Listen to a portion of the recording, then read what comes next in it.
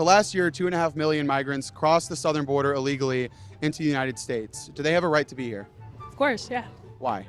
Because they're human beings, just like the rest of us.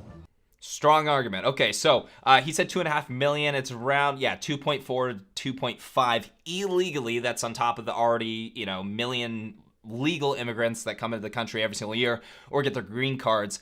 And then also, they're actually throwing people a bone here in this video because that's not even including the 600,000 gotaways from Border Patrol last year. So there was documented 600,000 that were being chased by Border Patrol agents and got away. So you can stack that on top of the 1.5 million that illegally entered the country.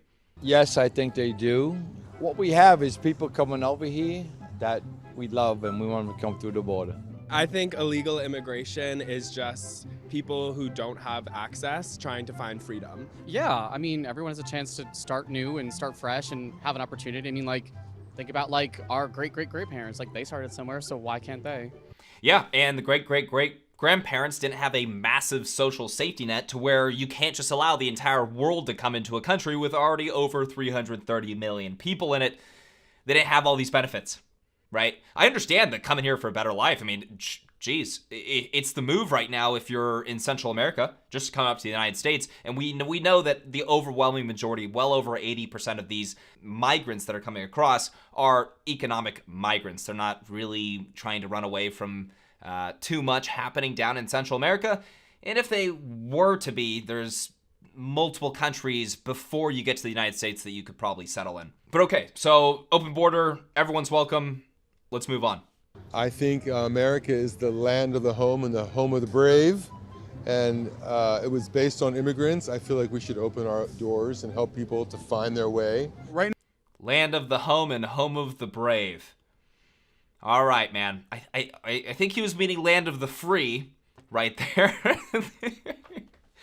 Land of the home and home of the brave. And its foundings is immigration. Open border.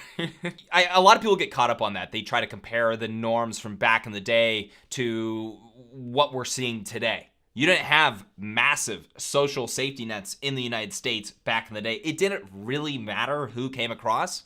But in order to keep a country, you can't just add tens of millions of people that don't adopt your values. You're no longer going to have a country anymore. That's just not how it works. Right now, the federal government spends about $116 billion annually on services relating to this population. In California, it's around $23 billion, and a big portion of that goes to housing.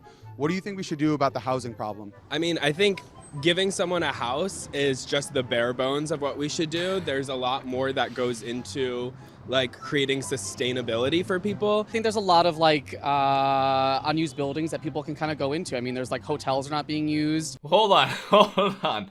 Oh, it's somebody else's property, he's saying. He's saying, oh, there's other people's property maybe that are temporarily not being used or something like that. Also, this person right here is just talking about giving them a straight up house.